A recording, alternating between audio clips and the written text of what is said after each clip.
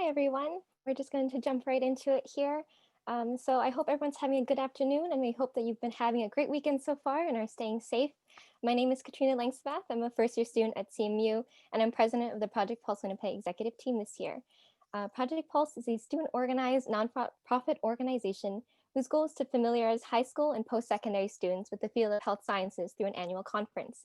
Unfortunately, the 2020 conference scheduled for this past spring was canceled, but thankfully, the organization is navigating an online platform in these pandemic times in order to bring you events, resources, and opportunities for health sciences education. All of the executive team roles are filled with passionate and hardworking students from diverse cultural and academic communities in Winnipeg. They're here in the audience, so maybe give us a quick wave, everyone. Thanks, folks. All these roles contribute significantly to Project Pulse Winnipeg in unique ways and help plan this professional panel. Today, our professional relations co-directors, Rhea and Miguel, will be hosting this event. On behalf of the team, I'd like to extend a warm welcome to our audience, which consists of 84 high school and post-secondary students from all over the province. We encourage everyone to have their cameras on for the best experience of engaging with the professional panelists, but it's not a requirement. Please note that this event will be recorded and the recording will be posted on Project Pulse Winnipeg's online platforms. This includes social media and our website.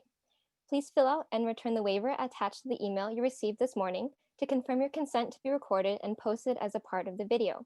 If we do not have your permission to feature you in the video, no worries, you do not need to turn on your camera for the panel, and we welcome you to engage through the chat function instead. Without further ado, I will hand this off to Ray and Miguel to introduce themselves and today's distinguished guest.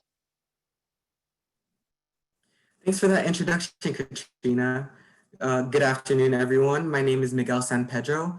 I'm a grade 12 student at the Maples Med School, and I'm one of the professional relations directors this year.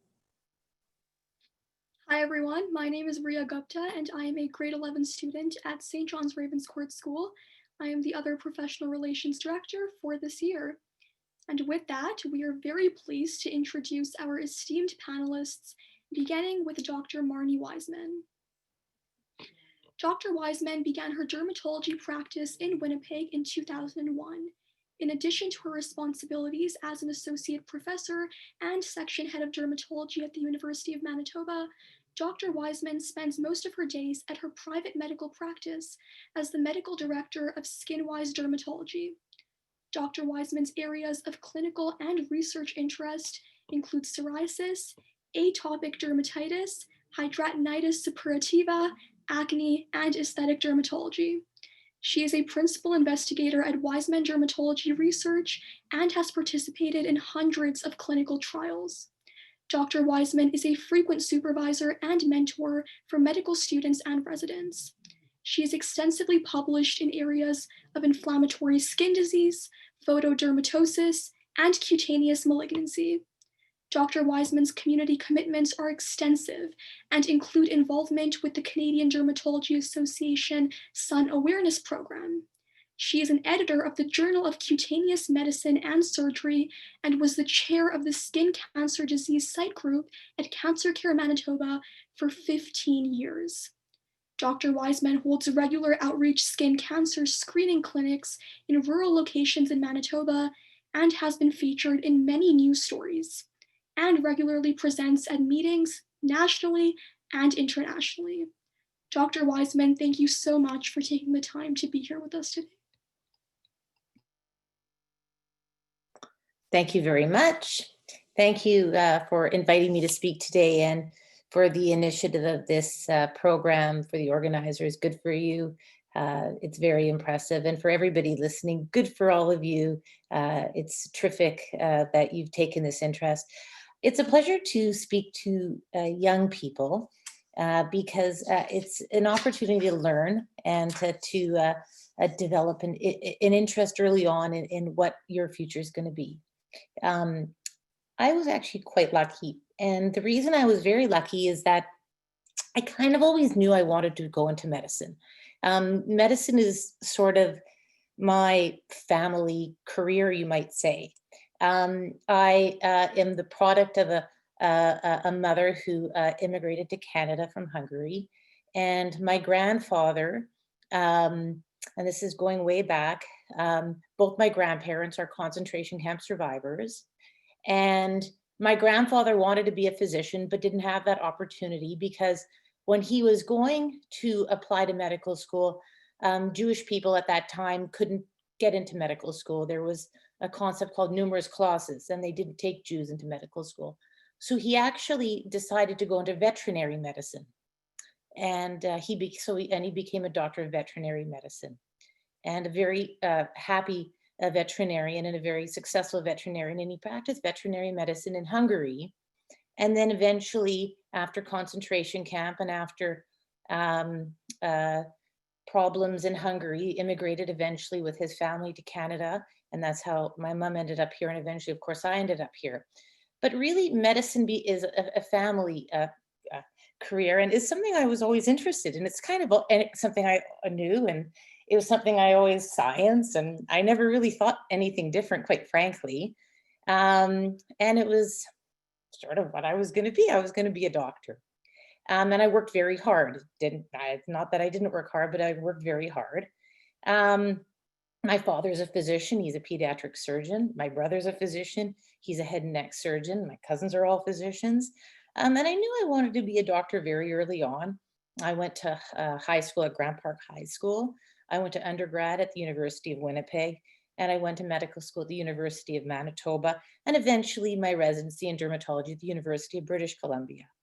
So I had a very straightforward path, but I'll tell you that always from day one, I worked like a dog. And that's, if you want to have a career in medicine, you have to work like a dog. You have to not just do your best, you have to be your best. And you don't have to be your best 5 days a week, you have to be your best 7 days a week. I can tell you that I graduated from Grant Park High School with the Governor General Medal. I graduated from the University of Winnipeg with the gold medal in science and in chemistry, because I did my best and I was my best. And I did something at the U of W that I did want to highlight. And that was, I was a member of the Toastmasters group there. And I believe that was something that really benefited me from a public speaking perspective, because communication is an ongoing theme through everything that we have to do in life, whether it is communicating to our peers, communicating to our patients. Okay. I applied to the University of Manitoba to get into medical school, and after my 3rd year of chemistry, I was admitted happily and graduated from the University of Manitoba with my Doctor of Medicine. Thereafter, I had to make a difficult decision because I was in a long-term committed relationship that eventually resulted in marriage, fortunately. And I decided to take a residency in dermatology that actually geographically separated me from my partner for 3 years. But fortunately, things worked out well, and eventually I was able to return to Manitoba. So part of telling you that means that there's sacrifices that we have to make when we make decisions. And we have to everybody has to make a decision to what extent you will make sacrifices. And I have colleagues who've made sacrifices to separate themselves from loved ones, from children, etc. And everybody has to make a decision. You're going to have to miss important things in life. You're going to have to not go to things that are socially important to you, and all your friends are going to do it, that your friends can go to, because you simply have to study or be somewhere. Okay. I was very fortunate to be part of the University of British Columbia dermatology residency. I got to do electives in Australia. I got to do pediatric dermatology in North Carolina. I got to do vulvar dermatology in North Carolina, pediatric dermatology with world-class people in Chicago, and I got afforded such incredible opportunities. I published extensively, which was a good segue into my professional life in Manitoba. When I came back to Manitoba, I needed to set up a career, and I was interested in skin oncology. And at that time, nobody approached me. So what do? You make your own opportunity. So I approached the university to say, I'm coming back and I want this opportunity. and I made myself an opportunity. And over the next 15 years, I was initially a member of and then a leader of the skin cancer group at Cancer Care Manitoba. So in telling you that, opportunities might sometimes present themselves in lives, but sometimes you have to make your own opportunities. Okay, and that's very important. It's very important for you to know. Currently, I have my own, I worked for 13 years with a terrific mentor who I couldn't have enjoyed a beginning practice without. So it's very hard to start a practice on your own. It's possible and it can be very rewarding, but I was very lucky. I worked with a colleague and a friend, Dr. Toole, and I worked with him for 13 years. And then in the last 6 years, I've been on my own at Skinwise Dermatology, which is on Taylor. But I also run the academic group at the university.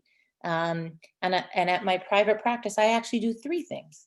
I have my private practice where we see patients. I have a clinical research practice where we do such interesting clinical research with psoriasis, and we do acne, and we do something called hidradenitis. And so we are able to have brand new drugs that aren't even on the market yet, and we're able to, in a very ethical way, be able to bring people some treatment options that they might not have access to otherwise. And then I also have a third part of my practice, which is an aesthetic practice. So basically, I have 3 prongs to what I'm doing right now, but I have more because I have a whole teaching prong too. And I see students and I see residents all the time. Now, COVID-19's put a bit of a wrench into things, but for the most part, I'm always teaching. I always have a student or a learner in my practice.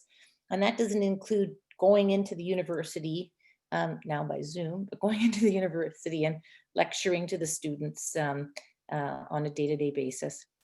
And that doesn't even include all the international meetings, all the national meetings that you interact with your colleagues on a regular basis to discuss different treatments, because dermatology is such a growing and interesting area. You know, I have picked a career that is so well suited to me. I can see, and one day I saw a brand new newborn who had a really interesting genetic condition. And on that same day, I can see a 100-year-old who has skin cancer. So it's such a broad, I can see, I can, in one room, I can cut out something and use my hands. And in another room, I can have just a case that's just totally a thinking case. So it's very broad. And depending on what somebody wants, you can tailor a practice to how you envision it for yourself. And it can evolve over time too. People sometimes say to me, why dermatology? And if you want to know, quite frankly, originally, why dermatology? Because my grandmother said, you'd be a really good dermatologist. It didn't really mean that much to me, quite honestly. But I thought, oh, well, I'll look into it. And in actually my undergrad, I actually became the dermatology course rep. That's something we had the opportunity to do. And I got to learn about it. I thought, oh, this seems really quite interesting. And she was right, because it's suited to my personality. It's a little bit more fast-paced. I don't really get bored. And I know that if I had a profession, for example, like psychiatry, which is contrasting very long patient appointments, that might not be as suited to a personality. So you have to know who you are and what different kind of practices entail. But in medical school, you kind of get to feel that out a little bit more. I often get asked, like, what are the important skills that are required? And I touched on it before, but I think I'm going to touch on it again. And I can't underscore how important communication is. Communication, communication, communication. Communication about to a patient. Communication and talking to people. If you can't communicate, you cannot do a good job. Communication to your colleagues. So when somebody comes to see me, I have to be able to effectively not just talk to the person before me, but actually communicate to the person who's ultimately like the primary care provider about what my impression is, or to anybody who I'm ordering tests for. It's all about communication. And that is such a crucial skill. If I'm lecturing, I have to be able to communicate my my point across. And it's not just communication ability, but it's how you do it. And so you have to be able to read the people too before you, to do it in a way that's appropriate for the person. And that's a skill that comes over time. And there's no question some people are better at it than others, but I think everybody with practice can become quite good at it. And you have to be able to do it with compassion too, because in the end of the day, you know, as people, we have to sometimes deliver news that is not necessarily good news. We have to deliver news that sometimes is sad news. And we have to be able to do that in a way that is compassionate. And so overall, I will say that these last 6-9 months as a physician have been challenging. Going to work, putting a mask on, putting on our face shields, gowning up when needed, has been challenging. We've had to recreate our entire patient pathway with people waiting in cars for appointments, emails, moving to a virtual platform with phone calls and sometimes pictures being emailed. It has changed how we practice as a medical profession. I can't say I love it at all.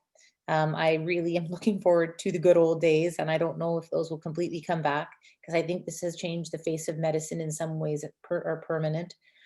But I can tell you that my mandate is to always provide care no matter what. And so yeah, I do every day go and I don that PPE and my nose at the end of the day is bruised. And but that's what we do. And you know, to do our best. So that's what I had to say today. And thank you all for listening. Great. Thank you so much, Dr. Wiseman, for sharing those insights and your inspiring story with us. With that, our next panelist is Dr. Saied Ghavami. Dr. Ghavami got his Bachelor's of Science in Chemistry in 1989 and Master's of Science and PhD in Clinical Biochemistry in 1995 and 2004, all in Iran. His postdoctoral training was focused on the application of apoptosis, autophagy, and unfolded protein response in the regulation of cell fate.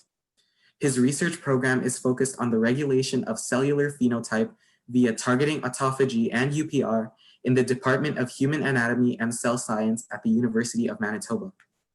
He has been the recipient of a number of prestigious awards, including the CIHR, GSK, and CLA Postdoctoral Award, #1 in Canada in 2007, the Parker B. Francis Career Development Award, top 10 in America in 2009, the ATS Science and Innovation Center Rising Star of Research Award in 2017, CIHR, CCS, and OICR Early Career Research Award in 2017, and the Iranian Presidency Office Lifetime Award for Contribution in Science in Iran in 2018, and has published more than 200 manuscripts.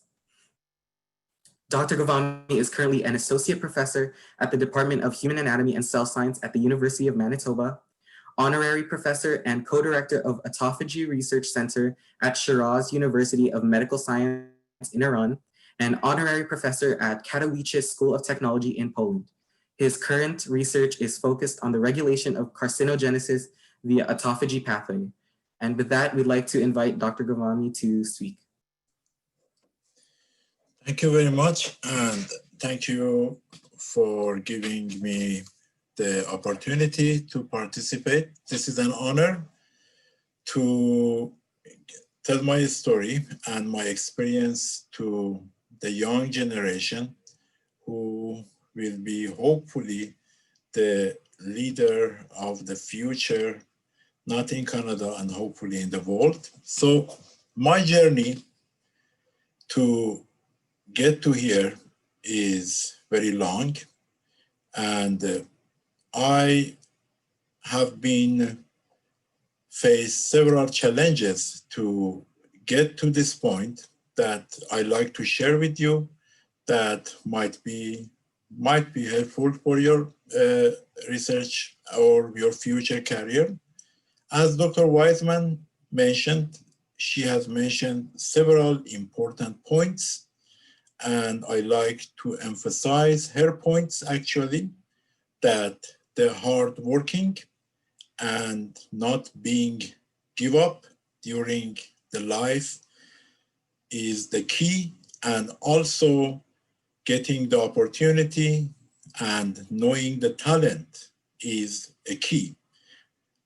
I like also to emphasize that to be in a scientific career, you have to sacrifice many things. I always tell my trainee that scientific career is a lifestyle, and science is a lifestyle. It's not a job actually, because we live with science and we live with our job, and we try to do our best to help our students and community, and also to make sure they are successful.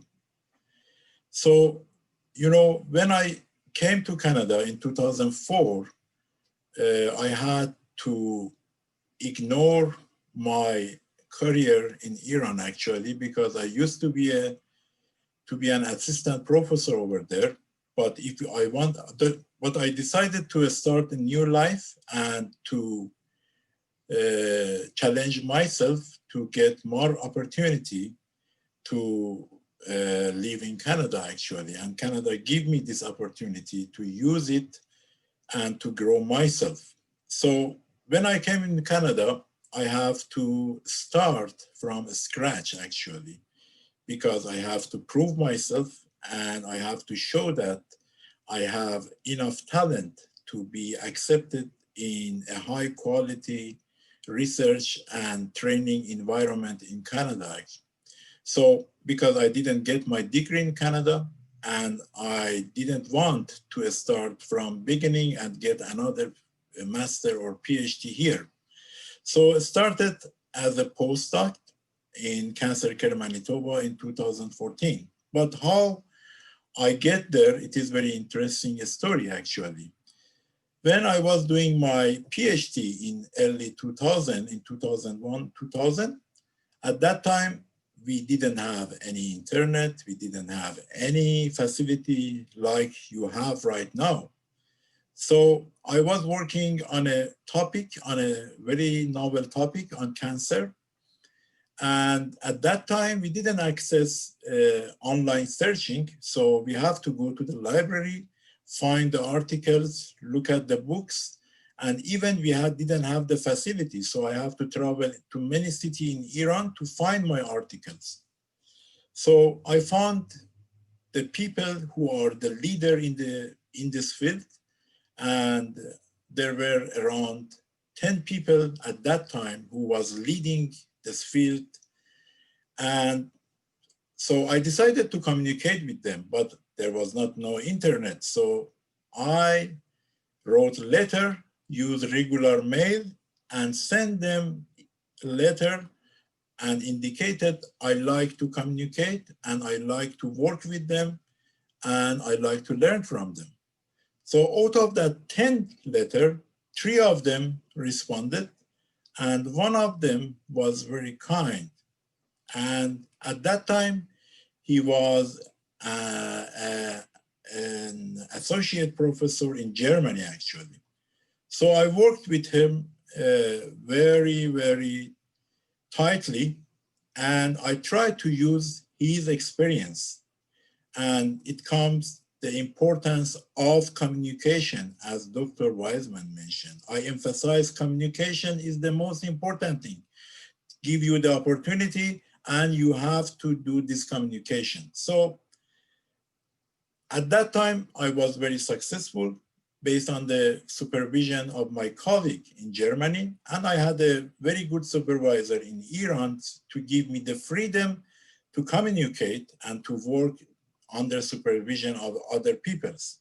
So when I got my PhD actually in early 2004, my long distance professor in Germany at that time was offered a Canada Research Chair in Canada, and he got a job offer in Cancer Care Manitoba. So he moved to Canada in 2004.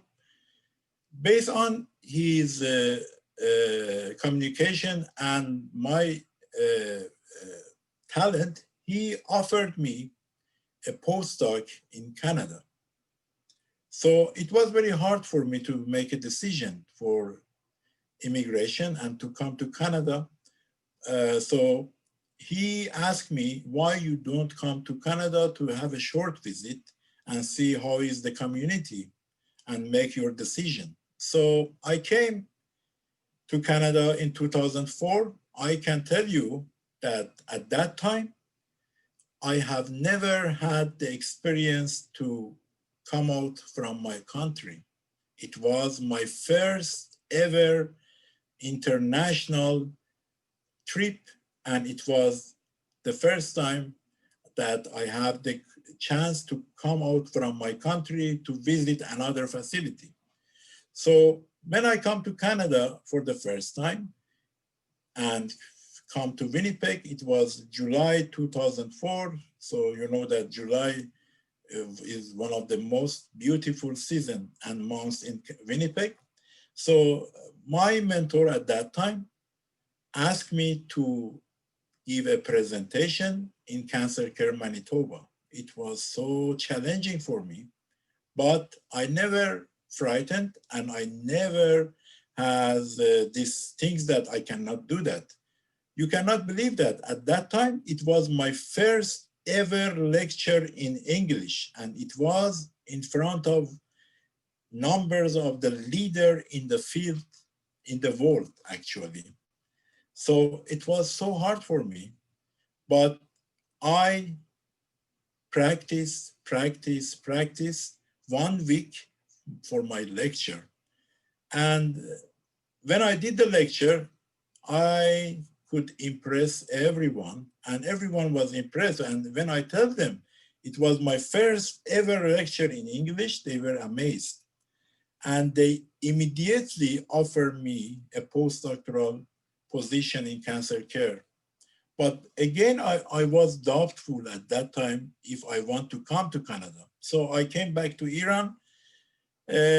For a few months, I think about that, and then I made the important decision in my life. I make a big risk, and I immigrated to Canada at exactly the 1st of November 2004, and I started my postdoc.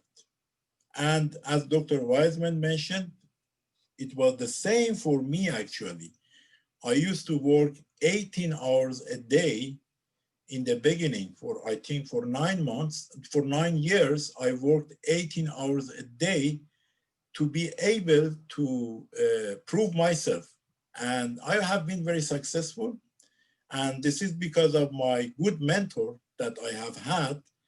And they teach me a lot of things and I understand many things. So I owe many things to my mentors.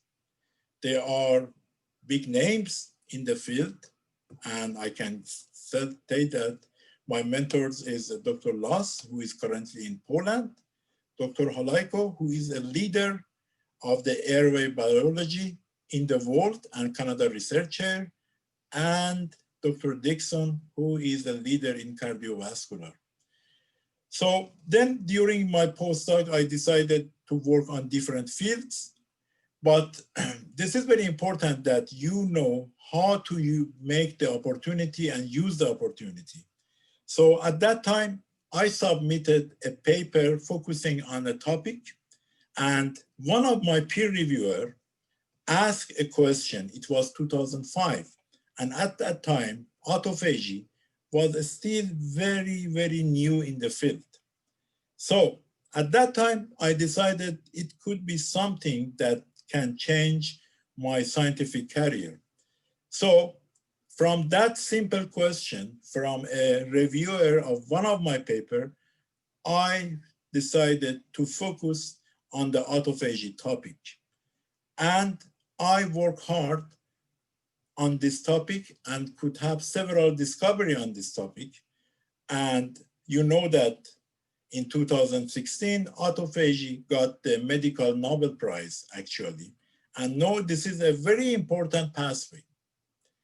And right now, my lab is totally focused on the autophagy and its role on the different type of cancer, including lung cancer, muscle cancer, and glioblastoma. The other thing that I like to share with you is that how you can use your expertise for novel things. And it depends how you deep understand what you are doing and can wisely switch your knowledge to different fields. As an example, during the COVID time, actually, I have had some experience working with the virologists during 10, 15 years. And I knew about the viral infection and how autophagy could be involved in the regulation of the viral infection. So during the COVID time, actually, my group was able to provide some novel hypotheses and publish this hypothesis, that this hypothesis right now coming true. But this is again how you use your knowledge and your experience to new fields and how you are smart getting your experience applied to different fields. So you have to, when you start something, try to understand it deeply and try to think very critical about the topic. In the end, I like to emphasize that whatever and the success that I have had is coming directly to my hard work and the communication and networking. I have been very lucky to have outstanding collaborators around the world, not in Canada, around the world. And I am working with them closely in different topics. And this is what really needs. Actually, you know, during this pandemic, the things that the lesson that we get from this pandemic is that science is something that coming out of the collaboration, networking, and a teamwork. And this is how a successful plan research could be done. So again, I emphasize hardworking, communication, and networking is the key for the success, and also be very brave, make your own risk, and I am sure if you know your talent, you will be successful. Thank you very much. Thank you so much, Dr. Ghavami. Your experiences are very inspiring, and I think they've taught us a lot. So with that, I will introduce our third distinguished panelist, Dr. Faisal Siddiqui. After growing up in Winnipeg, Dr. Siddiqui obtained a Bachelor of Science in Human Physiology at McGill University in 1996, and then returned to Winnipeg to attend the University of Manitoba for his medical degree. After finishing medical school, Dr. Siddiqui pursued further training in anesthesia at McGill University, followed by training in critical care medicine at the University of Manitoba. He finished training in 2008 and began working as an anesthesiologist and intensive care physician at the University of Manitoba and the Winnipeg Regional Health Authority. He has been the medical director of the WRHA Anesthesia Clinical Assistant Program, program director for the Adult Critical Care Training Program at the University of Manitoba, and is currently the medical director of the Surgical Intensive Care Unit at the Health Sciences Center in Winnipeg. Dr. Siddiqui also has a role with the Royal College of Physicians and Surgeons of Canada Examination Board for Anesthesiology, and is involved in teaching medical students in cardiology, professionalism, and ethics. In addition, he is involved in teaching nursing and dentistry students, as well as postgraduate trainees in multiple different specialties. Dr. Siddiqui, it is our pleasure to have you here today.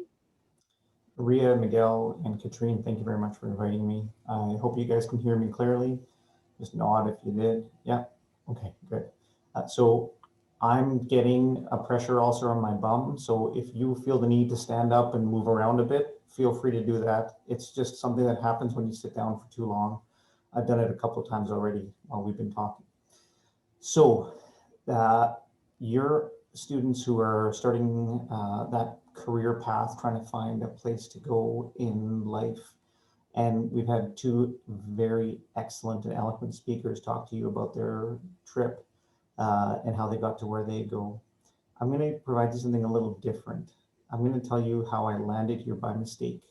I am the kind of person who was lazy as a kid. I'm not going to say that I was not smart, because my family thinks I'm smart. I was just lazy. And I was really lazy up until about grade 11, grade 12. And what happened in grade 11, grade 12 was the idea that, like, what am I going to do for the rest of my life? And I started looking at some of the interesting options that happened out there. And I definitely knew that I was interested in sciences. I really had a strong inkling towards biological sciences, but I kind of liked physics. I kind of liked chemistry. I kind of liked biology. Those are the areas that I was interested in. I was horrible at English. I was horrible at geography. It was stuff that, while I might have been interested in, I wasn't very good at it. And so what ended up happening is I started looking at options for what career I could do. Like Dr. Wiseman, I have one doc in my family. My dad was a psychiatrist. No one else in our family was in medicine. We had a whole bunch of people who, like I'm talking about cousins, uncles, and aunts, who were in engineering, who were in computer sciences, who had done other science-related things. A couple of lawyers who had done more of an arts degree to get there. And so when I started on my path in university, I kind of thought maybe I want to be like my dad and be a doctor, but I didn't really know what on earth that meant. So my dad was had moved to Canada about 5 years before I was born. He came originally from Pakistan and moved here. And for him, the only thing he taught me was work hard. It was the line that we got as kids was, it doesn't matter what you do, just be really good at what you do. And part of that was work hard. So me being lazy in my younger years, a switch flipped sometime in grade 11 and grade 12. And I realized, I'm like, I better start working hard, like my parents had told me. Otherwise, I don't know what I'm going to do for the rest of my life. So I chose to go away for university simply because I wanted to explore different options. And I went to Montreal and I did 4 years at McGill. I was, unfortunately, Montreal is a really great city with this university that kind of is there sometimes. Like I probably spent more time outside of university than in university, just because it's a wonderful place to live when you're 17 and stupid. But what it ended up happening is that you met people who had that drive and who could show you what it was like to succeed. So meeting people who were like Dr. Ghavami or Dr. Wiseman, people who had been successful, you realized, I think I want to be like that person. And so what ended up happening is that I found mentors who I found enthralling. They were good teachers, they were intelligent, they were hardworking. And I realized that success that I wanted in life wasn't coming from getting to a specific place, but rather it was working hard to be the right person that I wanted to be. And so the right person that I wanted to be was, I wanted to be someone who helped people. I want to be someone who, you had a problem, if I could help you, I could actually do something about it. I'm not here to solve everyone's problems, but I was here to like say, I have a skill and knowledge that if someone has trouble with this area, I can help them with it. So that led me into the physiological sciences, and I did a lot of psychology, sorry, in my undergraduate degrees. I did a lot of biology, and I started to love just the physiology, which means the how things worked. Like, why does my heart beat like this? What is the cell doing? Why is the lung move this way? Why do my kidneys make urine, right? Like stuff like that, just I found enthralling. And so it was like, well, if I like this stuff and I don't necessarily like the, I don't know if you guys have done the pendulum experiments where you got to time a pendulum in physics, or you do the, the chemistry thing where you mix these three reagents and figure out what's the molarity, right? Like I stopped liking that stuff and I started liking the physiology part. So I said, okay, this is where I'm going to head. Unfortunately, my dad passed away before I got into medical school, right before my fourth year of undergrad. So all of a sudden, I had no real financial backing, like no one who was going to help me pay for university.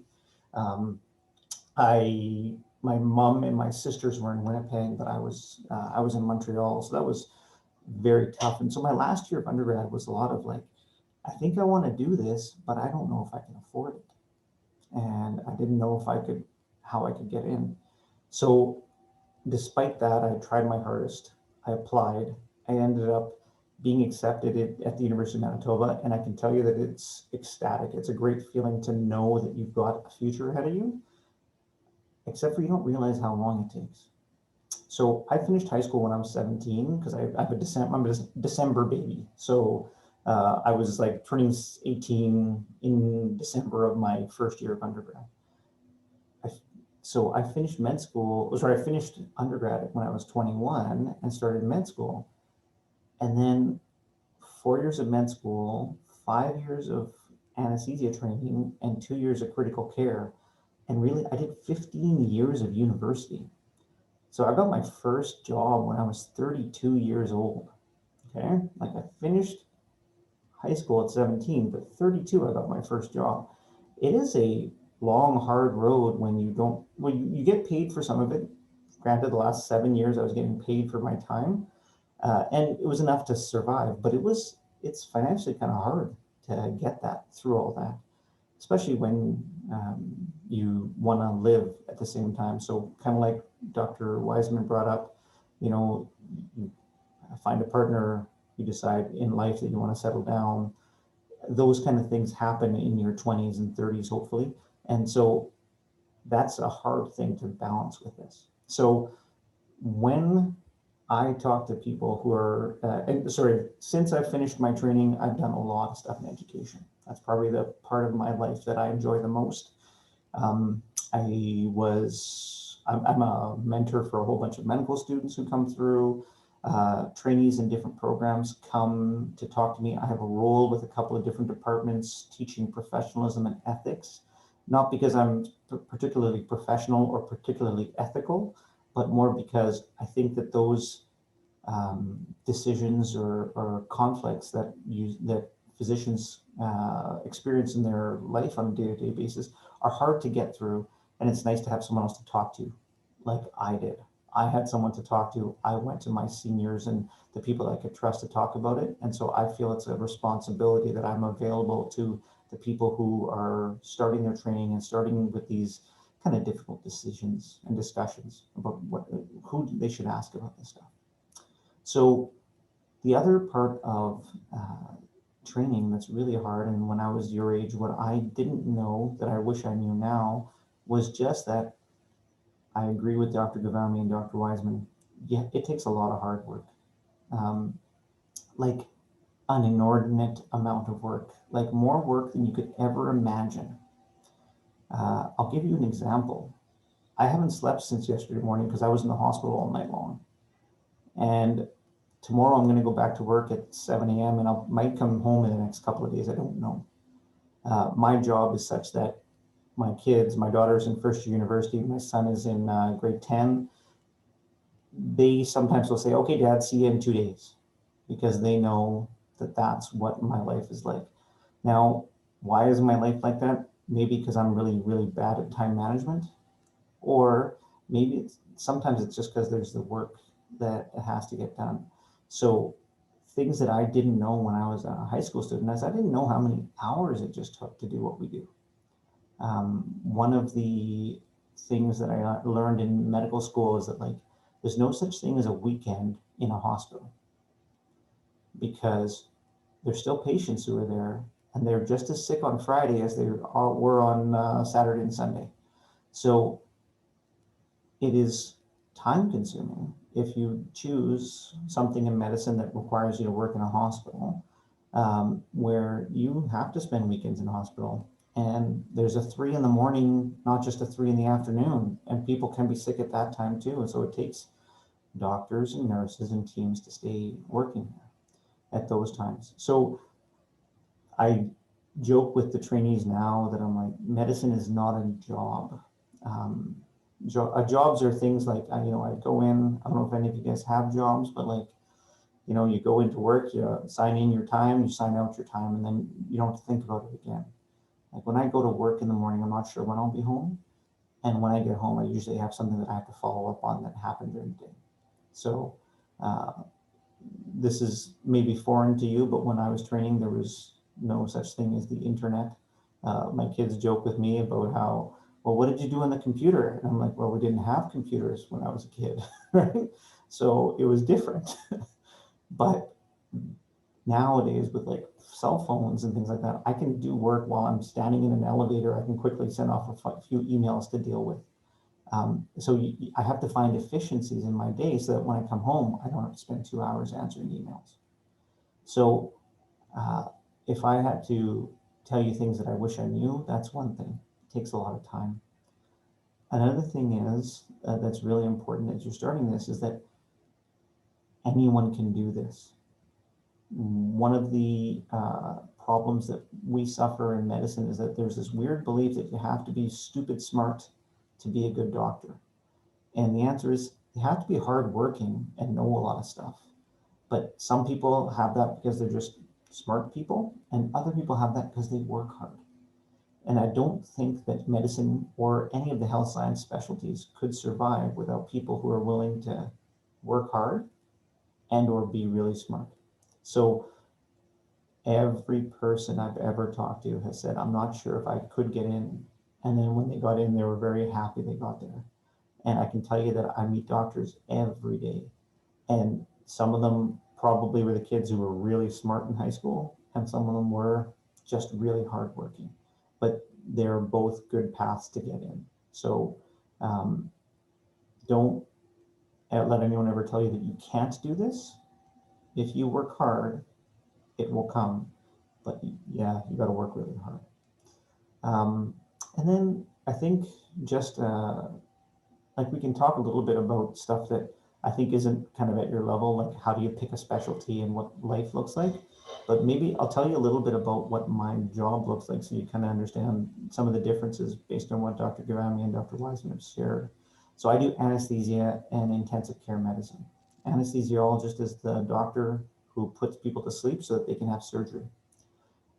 Most of the time, that means I get to work around 6:37 in the morning, and I'll stay there till work's done 5 or 6 o'clock at night. When I go home, no one calls me anymore. I have no problem with that. No one's harassing me to find out what happened to the patient, or I have to talk to the family or anything.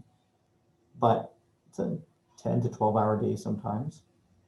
You get paid relatively well, but it is hard work. Once every 3 weeks, I have to spend one 24-hour shift in the hospital overnight because there's surgeries that happen at nighttime as well, and it's my turn to do that. So that means at least 14 to 16 times a year, I'm spending a night in hospital. I may not work, we don't have to work the day afterwards, but I might work the day before that night. So it can get kind of busy. On top of that, I do something called intensive care medicine. Intensive care medicine is the stuff that you're hearing about in the news a lot with COVID, the people who are on breathing machines and things like that. The intensive care unit is where people who are on life support go. So as a doc who's responsible for that area, I start work on a Monday morning and I work for 7 days straight.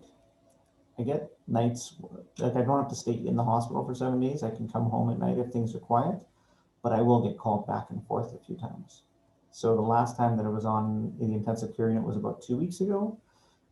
I think I was home for about 5 hours on a Monday.